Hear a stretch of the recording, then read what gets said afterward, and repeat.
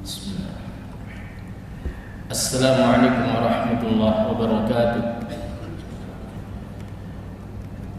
Alhamdulillah. Alhamdulillahilladzi wassalla rabbuna ala nabiyil mustafa habibina Muhammadin wa ala alihi wa sahbihi wa man ittaba'a huda. Rabbi shrah li sadri wa yassir li amri wahlul 'uqdatam min lisani yafqahu qawli.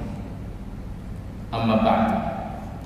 Para jamaah sekalian, alhamdulillah pada pagi hari ini kita dihadirkan oleh Allah di tempat yang mulia ini untuk menjalankan rangkaian ibadah sholat subuh berjamaah dilanjut dengan thalabul ilm. Mudah-mudahan setiap jengkal langkah kita Allah Subhanahu wa taala mengangkat derajat kita, Allah mengampuni dosa-dosa kita, dan Allah mempermudah jalan kita menuju surga. Salawat serta salam semoga senantiasa tercurahkan pada baginda Rasulullah Muhammad sallallahu alaihi wasallam, begitu juga keluarganya, para sahabatnya, dan kita selaku umatnya. Jamaah sekalian, mari terlebih dahulu kita awali kajian pada pagi hari ini dengan bacaan basmalah. Bismillahirrahmanirrahim. Sekarang kita sampai pada bab yang ke-73 dari kitab Al-Adabul Mufrad, yaitu mengenai keutamaan orang-orang yang mau menanggung anak-anak yatim, begitu juga para janda dan orang-orang miskin. Haddatsana Ismail qala haddatsani Malik an Thawr bin Zaid an Abil Ghaith an Abi Hurairah anin Nabi sallallahu alaihi wasallam, dari Nabi Muhammad sallallahu alaihi wasallam, as-sa'i 'alal armalah wal masakini kal mujahidi fi sabilillah. As-sa'i 'alal armalah yaitu orang-orang yang mau membantu meringankan beban para janda, wal masakini, dan orang-orang miskin, kal mujahidi fi sabilillah, orang yang meringankan beban para janda dan orang-orang miskin itu pahalanya seperti orang yang berjihad di jalan Allah Subhanahu wa taala. Wa kalladzi yasumun nahar, dan seperti orang yang berpuasa di siang hari, wa yaqumul lail, dan seperti orang yang tegak berdiri untuk melakukan puasa di malam, melakukan sholat di malam hari. Para jamaah sekalian rahimani wa rahimakumullah, maka seringkali kita hanya tertuju kepada membantu anak-anak yatim, karena memang bagaimana pahala membantu atau kemudian kita ngopeni anak yatim itu jelas diungkapkan oleh Allah Subhanahu wa taala dan diungkapkan oleh Rasulullah Muhammad sallallahu alaihi wasallam mengenai fadilah dan keutamaannya. Tetapi di dalam Al-Qur'an itu tidak diterangkan tentang bagaimana seseorang yang membantu, yaitu para janda. Nah, ini terutama para bapak-bapak itu tertarik kalau sudah berbicara janda itu, sehingga kemudian dalam event-event apapun yang terkait dengan Islam, apakah itu zakat, maka seringkali itu kemudian muncul, yaitu orang-orang yang berbicara tentang nasibnya para janda. Padahal para janda itu adalah tidak termasuk 8 asnaf yang menerima, yang berhak menerima daripada zakat mal itu.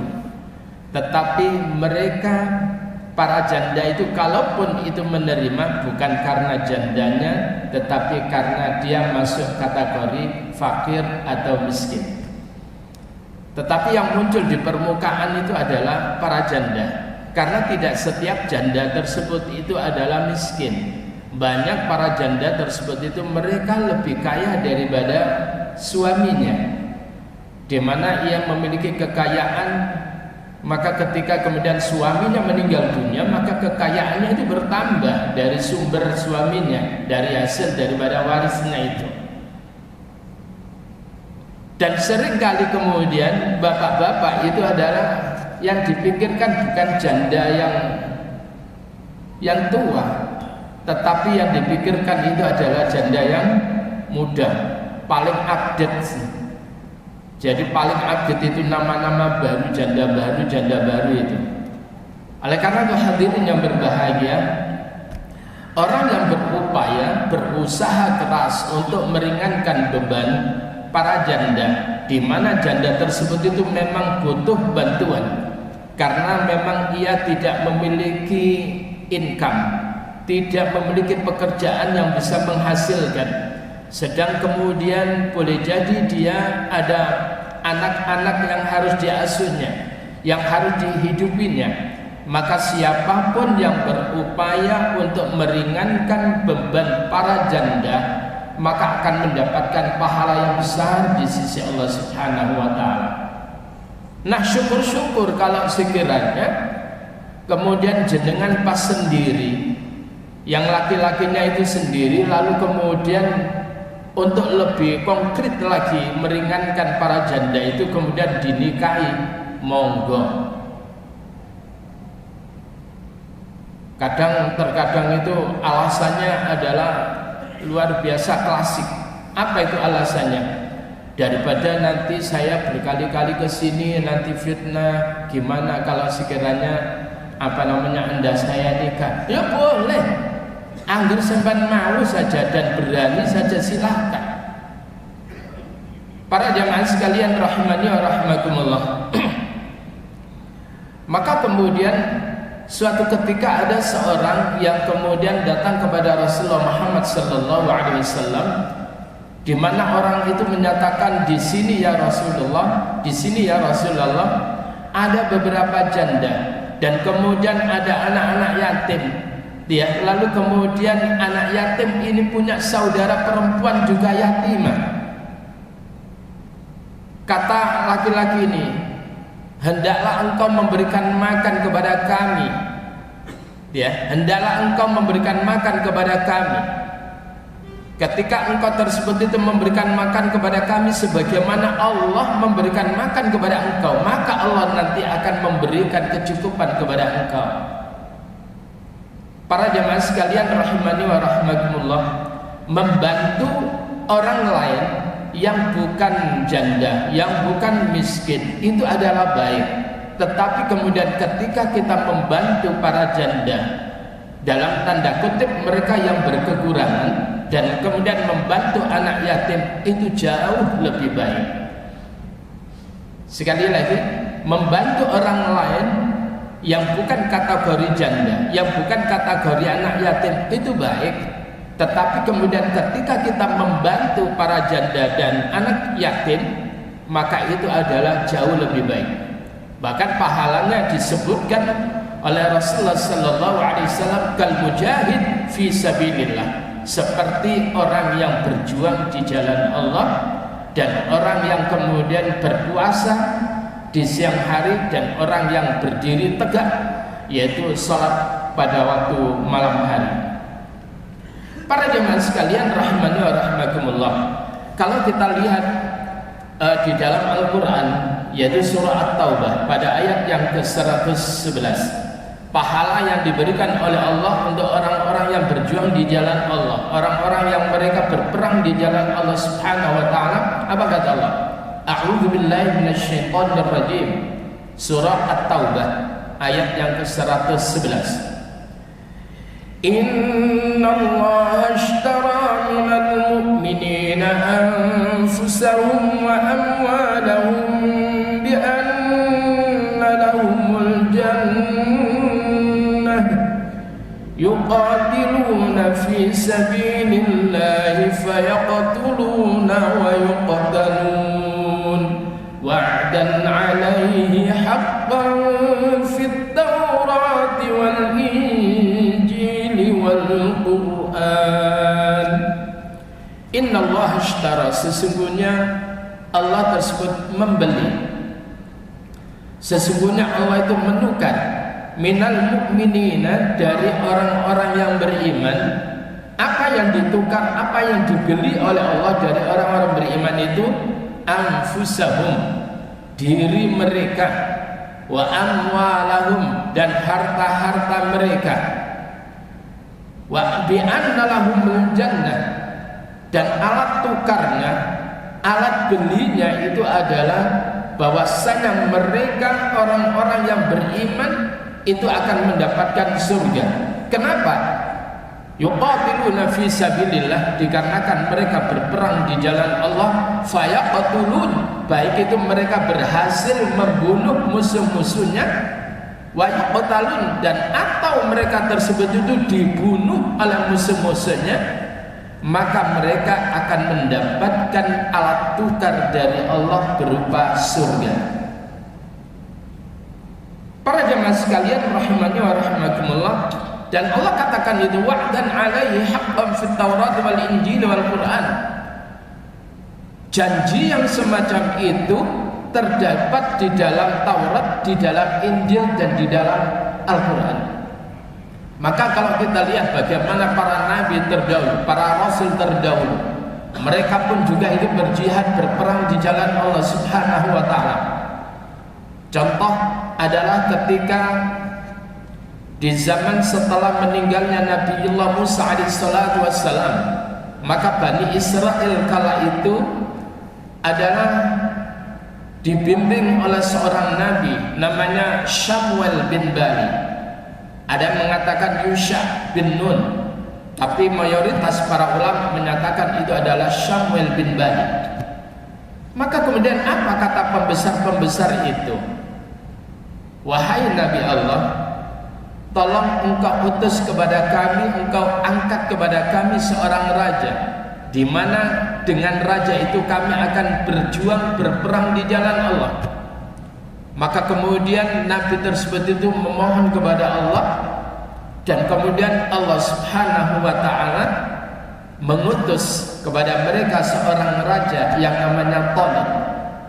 Dan setelah Talut tersebut itu diangkat menjadi raja, mereka berperang berhadapan dengan siapa? Dengan Jalut, dan kemudian mampu mengalahkan kekuatan yang besar, yaitu yang dimiliki oleh tentara Jalut atau Goliat tersebut.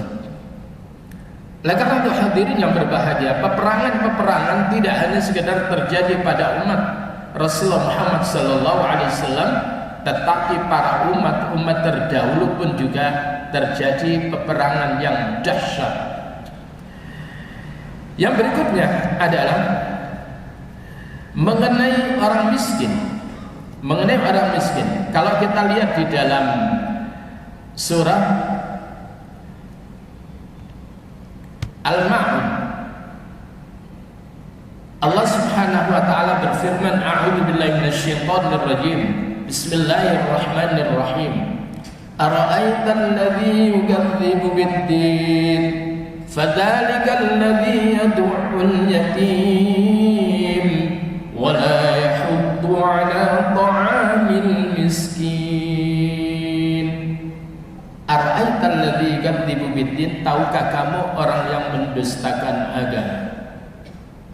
Fadzalikal ladzi yad'ul yatim, orang yang mendustakan agama itu adalah mereka yang membiarkan, mereka yang menghardik anak yatim. Wala yahuddu 'ala ta'amil miskin, dan mereka yang tidak menganjurkan orang lain untuk memberikan makan kepada orang-orang miskin. Maka kemudian apa? Fawailul lil musallin, maka celakalah bagi orang-orang yang sholat, di mana dengan sholatnya mereka tidak tergerak untuk berempati untuk memperhatikan nasib daripada anak-anak yatim, nasib daripada orang-orang miskin. Maka orang yang semacam itu dikatakan yukadzibu biddin. Mereka itu adalah orang yang mendustakan agama. Fawailul lil musallin, celaka bagi orang yang sholat yang demikian ini. Kenapa? Alladzina hum an sholatihim sahun. Mereka itu adalah lalai dari sholat mereka, lalai di dalam menerjemahkan makna sholat mereka dalam kehidupan yang real, lalai di dalam mengaplikasikan sholatnya dalam kehidupan yang nyata. Walladzina hum yura'un, dan mereka tersebut ketika sholat mereka itu adalah riya, untuk ingin mendapatkan sanjungan, supaya mendapatkan pujian dari orang lain. Wa yamna'unan ma'un, dan mereka yang menghalangi orang lain untuk memberikan sesuatu yang berguna. Para jemaah sekalian rahimani wa rahimakumullah, artinya adalah Islam itu tidak mengajarkan seseorang untuk egois. Tidak cukup kita ini adalah soleh secara individu, tetapi kita pun juga harus soleh secara sosial. Dan itulah kemudian gambaran daripada sholat. Sholat itu dibuka dengan takbiratul ihram dan kemudian ditutup dengan salam. Takbiratul ihram itu mencerminkan hubungan secara vertikal, hablum minallah, sedang salam itu adalah mencerminkan hubungan secara horizontal, yaitu hablum minan nas. Maka kemudian tidak cukup orang tersebut itu berakrab-akrab dengan Allah, tetapi kemudian mereka tidak perhatian kepada sesama. Pun juga tidak cukup orang itu berbaik-baik dengan sesama, tetapi ia tidak pernah menyapa Allah Subhanahu wa ta'ala. Maka orang yang terbaik itu adalah orang yang mau melakukan hubungan secara vertikal dengan baik, dan kemudian hubungan secara vertikal itu kemudian diimplementasikan dengan melakukan hubungan dengan sesama manusia.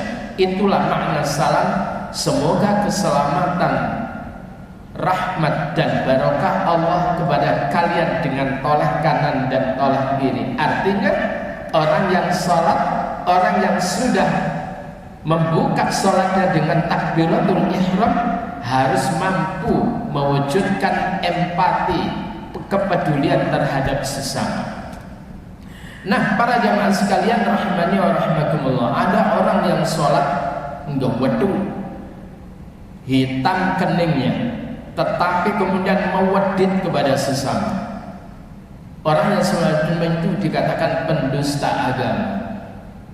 Ada orang tersebut itu sholatnya rajin, kayak lembut sekali, tetapi kemudian begitu selesai sholat bengisnya luar biasa kepada sesama. Maka orang itu dikatakan pendusta agama.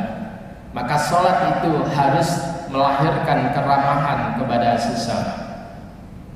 Para jemaah sekalian rahimani wa rahimakumullah, yang berikutnya adalah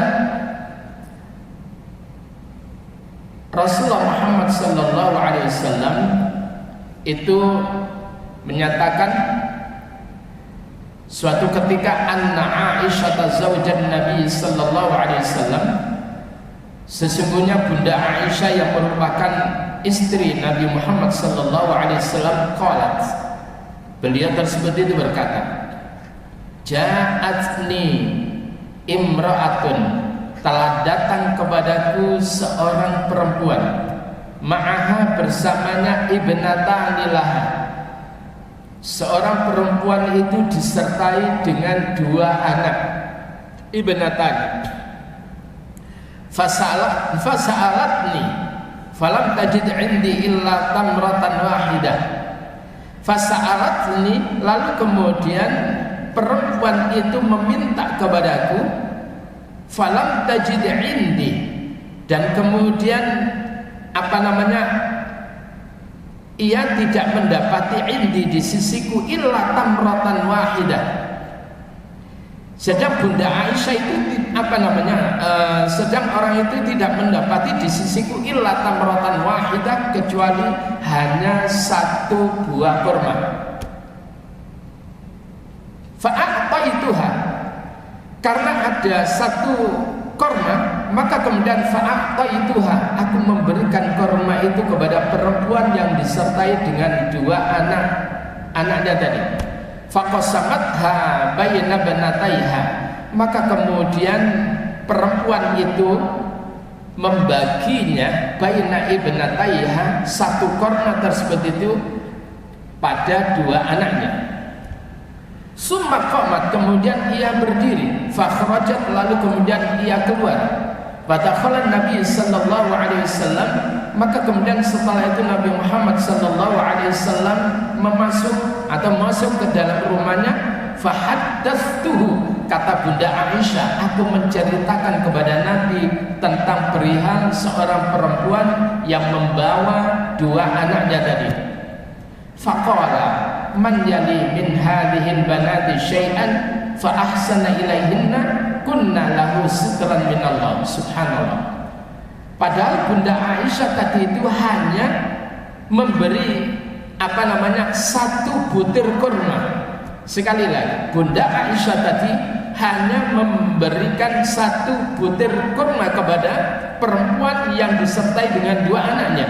Tetapi Nabi Muhammad SAW menyatakan, barang siapa yang menjadi wali dari anak perempuan tersebut, sekali lagi, barang siapa yang mau menjadi wali dari anak perempuan tersebut dan berbuat baik kepada mereka, maka mereka akan menjadi penghalang dari api neraka. Artinya, siapapun yang kemudian datang kepada perempuan yang janda tadi yang disertai dengan dua anak perempuannya, lalu kemudian dia mau menjadi walinya, artinya dia mau untuk kemudian menanggung beban-beban mereka, baik itu ibunya perempuan yang janda itu maupun kemudian kedua anak perempuannya, lalu kemudian bersikap baik kepada mereka, kunna lahu sitran minan nar, maka mereka akan menjadi satar, mereka akan menjadi hijab, mereka akan menjadi penghalang dari api neraka.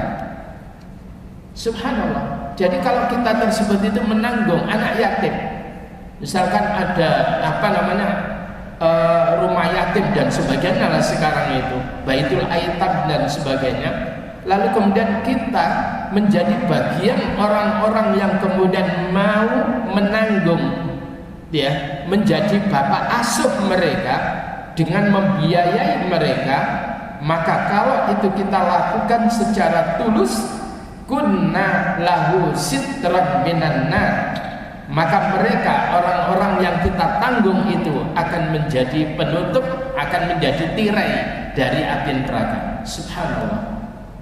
Para jamaah sekalian rahimani wa rahimakumullah. Lalu kemudian muncul, siapakah anak yatim itu? Siapakah anak yatim itu? Para jamaah sekalian rahimani wa rahimakumullah, di mana Syekh Sulaiman Al-Jamal, beliau tersebut itu wafat, yaitu tahun 1024 Hijriah. Beliau tersebut itu menyatakan demikian, wal yatim, anak yatim itu adalah saghirun, anak kecil, la abalahu, di mana ia tidak memiliki ayah, wa in kana lahu ummun, walaupun dia punya ibu tetapi dia tidak punya ayah, bukan karena ayahnya cerai, bukan, tetapi ayahnya meninggal dunia. Paham ya?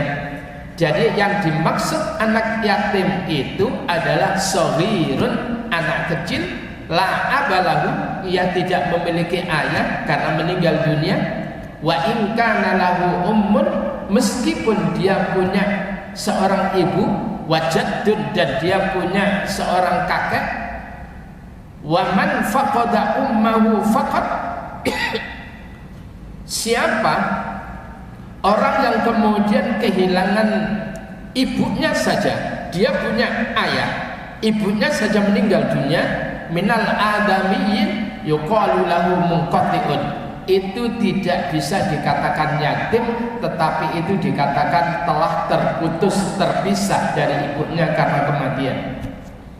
Jadi artinya kalau di Indonesia itu, kalau seorang anak ditinggal mati oleh ayahnya, itu adalah yatim, semuanya sepakat. Lalu kemudian anak kemudian ditinggal mati oleh ibunya, itu dikatakan piatu. Tapi kalau ditinggal ayah ibunya, itu adalah yatim piatu. Istilah itu ada di negeri kita. Para jemaah sekalian rahimani wa rahimakumullah. Nah sekarang batas, sekali lagi batas anak itu dikatakan yatim itu sampai usia berapa? Lalu setuwek masuk yatim ya. Nah, apa kata Rasulullah Sallallahu Alaihi Wasallam sebagaimana yang diriwayatkan oleh Imam Baihaqi, la yutma ba'dah tilamin. Sekali lagi, la yutma ba'dah tilamin. La yutma, tidak dianggap anak yatim ba'dah tilamin, setelah ia tersebut balik. Baik itu balik karena yang laki-laki itu adalah usianya 15 tahun, atau setelah ia tersebut mimpi basah, atau kalau perempuan itu adalah menstruasi. Ketika ia tersebut itu sudah balik, maka tidak lagi dikatakan sebagai anak yatim. Para jemaah sekalian rahimani wa rahimakumullah. Lalu kemudian apakah kemudian kita membiarkan mereka? Tidak. Manakala kemudian mereka itu orang anak-anak yang ditinggal oleh orang tuanya, baik itu bapak ibunya, lalu kemudian sementara dia masih anak-anak, walaupun dia sudah balik, walaupun dia tidak lagi dikatakan anak yatim, maka perlu kita membantu mereka. Kenapa? Kebanyakan anak-anak seusia itu adalah belum memiliki pencaharian, belum memiliki penghasilan, sehingga patut kiranya kita tersebut untuk membantu mereka, meringankan beban mereka. Para jemaah sekalian rahimani wa rahimakumullah, bukankah Rasulullah sallallahu alaihi wasallam menyatakan wallahu fi 'aunil 'abdi ma damal 'abdu fi 'auni akhi. Allah akan memberikan pertolongan kepada seorang hamba selagi hamba itu memberikan pertolongan kepada saudara. Jadi bukan berarti wah ini wis balik berarti gak usah dibantu, bukan. Tapi kalau kita berbicara anak yatim itu, sepakat para ulama itu menyatakan bahwa keyatiman itu batasnya ketika ia telah balik. Kalau sudah balik, maka dia tersebut itu bukan termasuk anak-anak yatim. Kalau kemudian dia tersebut itu adalah papa dalam masalah ekonomi, orang tuanya tidak kaya, tidak memiliki warisan yang banyak, maka dia termasuk anak-anak yang miskin yang perlu untuk mendapatkan santunan dari kita.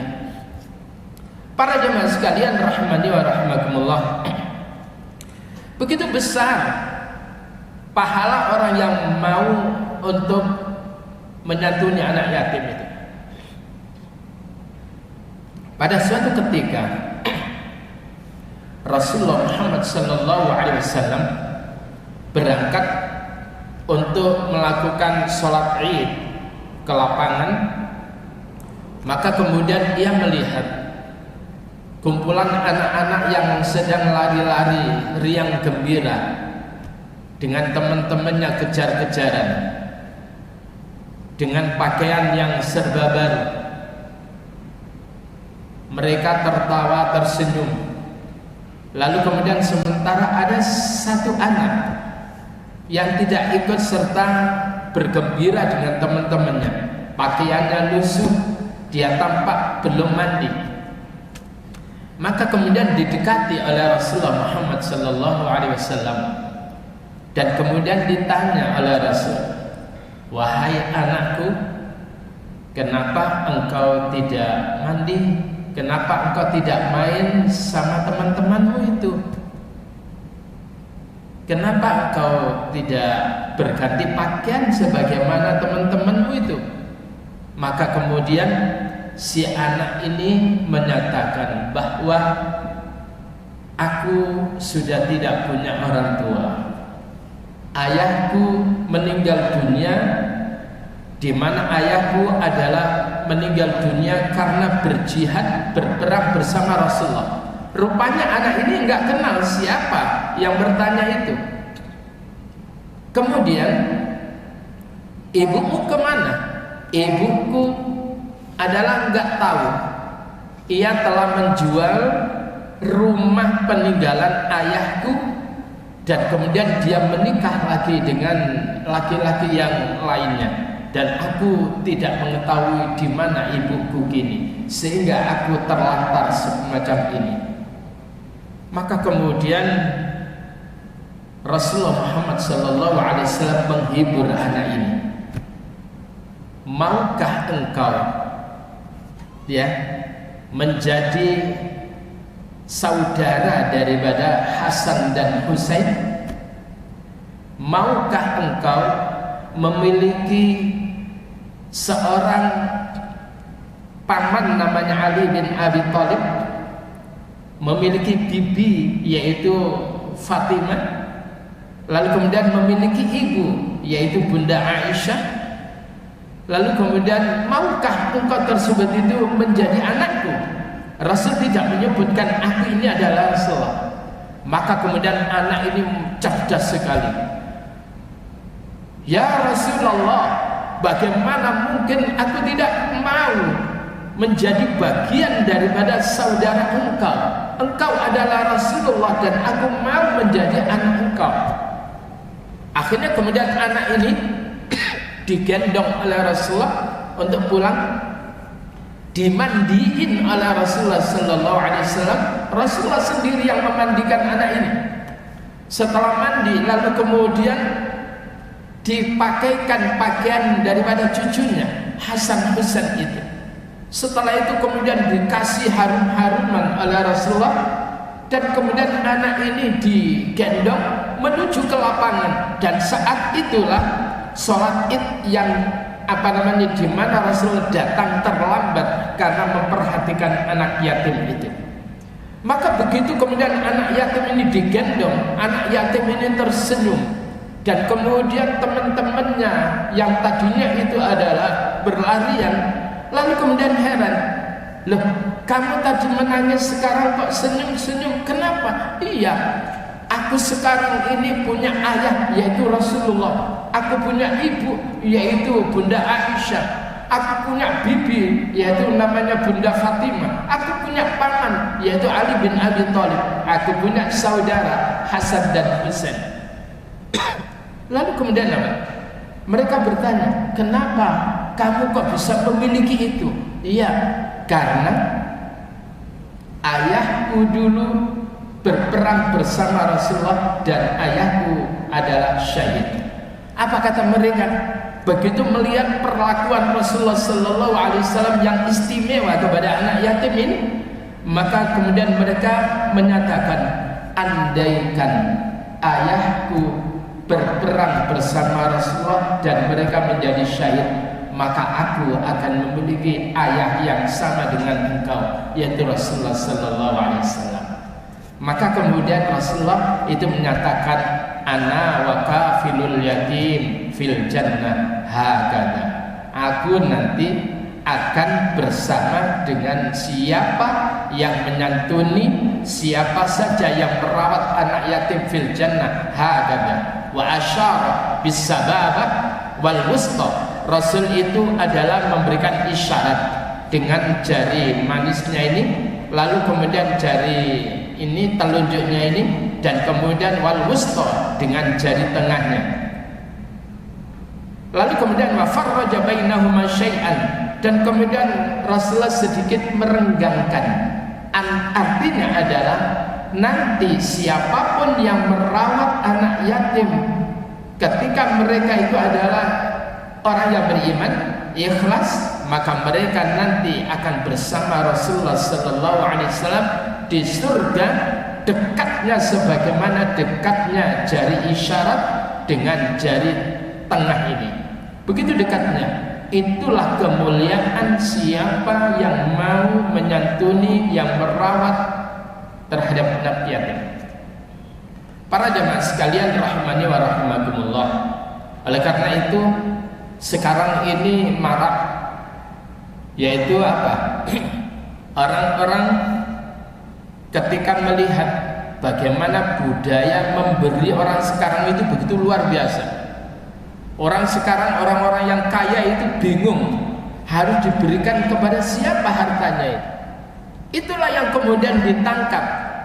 Ngapunten, ada orang-orang yang jelek, ada orang-orang yang buruk itu memanfaatkan ini. Mereka membuat rumah yatim apapun namanya. Lalu kemudian sementara kemudian dia menyebarkan proposal bantuan terhadap anak yatim. Diterangkan di dalamnya kebutuhan anak yatim dalam 1 bulan ini makannya sekian, uang pendidikannya sekian dan sebagainya. Lalu kemudian apa? Ternyata itu adalah fiktif, tidak ada anak yatimnya, dan itu adalah untuk memperkaya diri. Dan atau anak yatimnya ada, tetapi anak yatimnya tidak mendapatkan bagian yang semestinya, tetapi yang lebih menikmati itu adalah pengurusnya. Hati-hati dengan yang semacam ini. Apalagi sekali lagi penceramah Pak, mubaligh seperti saya ini. Misalkan kemudian kemana-mana saya menyuarakan untuk supaya membantu anak yatim dengan mengatakan, Bapak Ibu sekalian, para hadirin semuanya, saya ini adalah punya anak yatim sekian-sekian, dalam 1 bulan membutuhkan dana sekian. Siapa di antara Bapak Ibu sekalian yang kemudian menginginkan untuk membantu anak yatim, silakan salurkan dana Anda kepada rekening kami ini. Lah, setelah itu kemudian apa? Ternyata itu adalah bukan anak yatim. Maka orang yang semacam itu kemudian dia menampung harta bantuan orang lain untuk anak yatim, tetapi dinikmati sendiri. Maka mereka itu adalah memakan harta anak yatim dan luar biasa dosanya. Para jemaah sekalian rahimani wa rahimakumullah. Oleh karena itu Rasulullah Muhammad, Allah Subhanahu wa taala sangat mengecam orang-orang yang memakan harta anak yatim itu, sebagaimana yang diungkapkan oleh Allah di dalam surah An-Nisa pada ayat yang ke-10. Apa kata Allah? A'udzu billahi minasy syaithanir rajim. Innal ladzina ya'kuluna amwalal yatama zulman innama ya'kuluna fi butunihim nara wa sayaslawna sa'ira. Innal ladzina, sesungguhnya orang-orang yang ya'kuluna amwalal yatama, mereka yang memakan harta-harta anak yatim, zulman, secara serampangan, secara zalim. Innama ya'kuluna, sesungguhnya hanyalah mereka makan naran, api neraka, fi butunihim, dalam perut-perut mereka, sama dengan mereka memasukkan bara api dalam perut mereka. Wasayaslawna sa'ira, dan kelak mereka akan memasuki neraka sa'ir. Oleh karena itu hadirin yang berbahagia, apalagi kalau kemudian sebentar lagi memasuki Ramadan, banyak sekali para aghnia, orang-orang yang kaya atau instansi-instansi, perusahaan-perusahaan itu kemudian mengundang anak-anak yatim untuk berbagi. Lalu kemudian ternyata mereka memanipulasi data. Anak yatimnya 5 tapi dibilang 50 dan sebagainya. Lalu kemudian mereka dikasih oleh perusahaan itu. Maka mereka yang kemudian memakan bagian daripada anak yatim itu, mereka nanti akan mendapatkan ancaman dimasukkan ke dalam neraka, dan mereka sama dengan memakan bara api neraka ke dalam perutnya. Hati-hati. Terkadang kemudian meminta bantuan untuk mobil, untuk transportasi anak-anak yatim. Tapi yang menikmati siapa? Yang menikmati pengurusnya. Anak yatim jarang-jarang menikmati mobilnya. Jadi panitianya gemuk-gemuk, anak yatimnya kurus-kurus, merana. Nah, hal yang semacam ini adalah diancam oleh Allah Subhanahu wa taala. Mudah-mudahan kita semuanya dijaga oleh Allah dari perbuatan yang semacam ini, sehingga kemudian kita diselamatkan oleh Allah dari api neraka, dan mudah-mudahan kita digerakkan oleh Allah, dimampukan oleh Allah untuk kemudian menyantuni anak-anak yatim, menyantuni orang-orang miskin, dan membantu janda-janda yang mereka tersebut itu tidak mampu lagi untuk membiayai hidup dirinya maupun keluarganya. Insya Allah hal yang semacam itu akan menjadikan kita mendapatkan pahala yang besar, yaitu sebagaimana pahala orang yang berjihad di jalan Allah, sebagaimana pahala orang yang berpuasa di siang hari, dan sebagaimana orang-orang yang sholat di waktu malam hari. Demikian yang bisa kita pelajari hari ini. Mudah-mudahan menjadi ilmu yang bermanfaat, dan mari kita akhiri dengan doa kafaratul majlis. Subhanakallahumma wa bihamdika asyhadu an la ilaha illa anta astaghfiruka wa atubu ilaik. Allahumma inna nas'aluka 'ilman nafi'a wa rizqan thayyiban wa 'amalan mutaqabbala. Allahumma inna nas'aluka 'ilman nafi'a wa rizqan thayyiban wa 'amalan mutaqabbala. Allahumma inna nas'aluka 'ilman nafi'a wa rizqan thayyiban wa 'amalan mutaqabbala. Allahumma faqihna fid din wa 'allimna at-ta'wil. Allahumma arzuqna fahman nabiyyin wa hifdzal mursalin wa ilhamal malaikatil muqarrabin bi rahmatika ya arhamar rahimin. Subhanakallahumma wa bihamdika asyhadu an la ilaha illa anta astaghfiruka wa atubu ilaik. Demikian kurang lebihnya, mohon maaf. Assalamualaikum warahmatullahi wabarakatuh.